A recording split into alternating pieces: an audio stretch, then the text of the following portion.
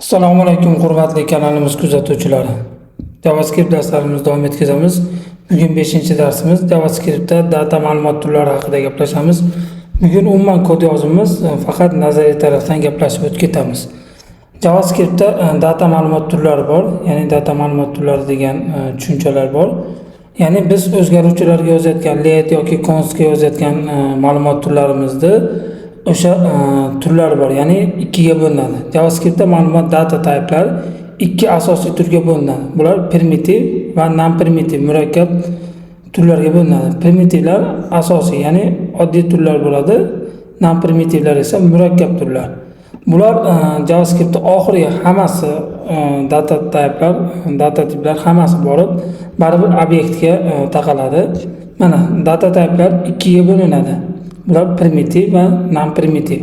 Primitiv data turlar bular 7 ta bo'lib, null, undefined, boolean, number, begin, string va symbol.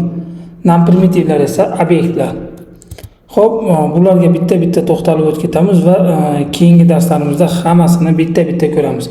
Boshida primitiv data turlarida gaplashib chiqadigan bo'lsak, keyinchalik biz non-primitiv, ya'ni murakkab turlar bilan ham gaplashamiz.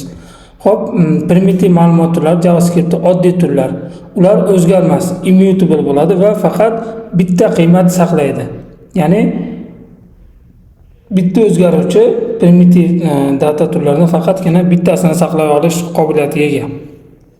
Xo'p, endi ularni ko'radigan bo'lsak, number shu matematikada ko'rgan raqamlarimiz, ya'ni numberlar 1, 2 yoki -7, -10, -8 bo'lishi mumkin, -100, ya'ni minus cheksizdan qarab plus cheksizlikka bo'lgan raqamlarimiz bo'ladi. Xo'p, begintlar bular juda katta sonlar bilan ishlaydi, ya'ni bular katta numberlar bilan ishlatamiz. Stringlar bu shu qo'shtirnoq yoki bittalik yoki juft, ya'ni ikkitalik qo'shtirnoqlarda yoziladi. Misol uchun salom, JavaScript, ya'ni ular hammasi string bo'lib chiqadi oxiri. Ya'ni qo'shtirnoq ichida yozganlarimiz. Bularni hammasiga to'xtalamiz, xavotir olmanglar. Hozir faqat nazariylarni ko'rib chiqyapmiz. Booleanlar bular true yoki false qiymatlarni qabul qiladi. Misol uchun 2 3 dan kattami degan savolga misol uchun 2 3 dan katta emas. Bu holda false, ya'ni yolg'on bo'ladi.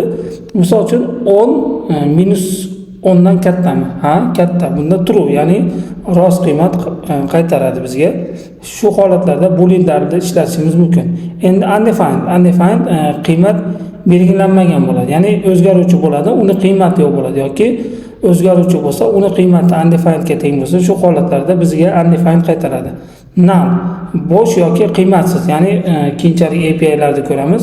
Bularda o'sha backenddan kelayotgan ma'lumotlar agar kelmay qolsa, null shu holatlarda qaytaradi. Bo'lmasam bizda bitta qandaydir internet magazindan narsa xarid qilyapmiz va oxirida uni o'chirib olish bo'ladigan bo'lsa, o'shani oxirida narga teginib qo'yishimiz ham mumkin.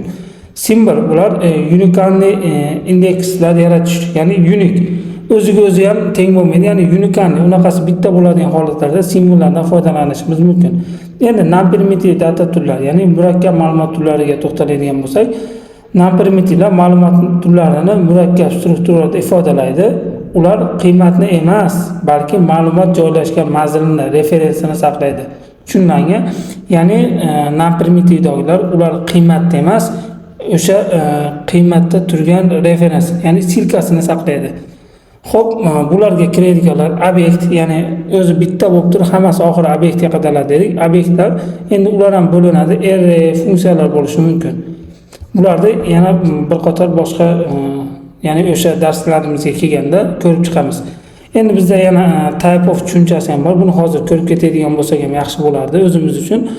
Ma'lumot turlarini tekshirish uchun type of dan foydalanamiz bemalol. Ya'ni type of mana 42 bo'lsa, bu numberga teng. Type of misol uchun string deb yozilgan, ya'ni qo'shtirnoqlarda yozilganlar. Hello deb yozganimiz bu stringga, mana type of true bo'lsa, undefined bo'lsa, mana o'shalarni bemalol ko'rib olishimiz mumkin. Jadvalda ham bemalol ko'rib olsam ham bo'ladi. Bizda hozircha shular. Qaysidir joylarga tushunmay qolgan bo'lsalar, xavotir olmanglar. Darslar mobaynida bu data type'larni hammasini ko'rib chiqamiz. Agar savollaring yoki tushunmay qolgan joylaring bo'lsa, bemalol Telegram kanallarimizga o'tib turib, u joylarda savollar yoki tushunmay qolgan joylaringni bemalol so'rashlar mumkin. Ya'ni kommentariyada ham yozib ketsalar, xudo xolasa javob berib ketaman. Sizlardan iltimos qoladim, kanalimizga obuna bo'lib, maksimal ravishda kommentariyalarda aktiv bo'lib, layklar bosib ketishlarini, chunki bu kanalimiz rivoji uchun ancha foydali bo'ladi. Qolgan odamlarga ham manfaatli bo'ladi, xudo xolasa. E'tiborlaringiz uchun rahmat. Keyingi darsda ko'rishguncha.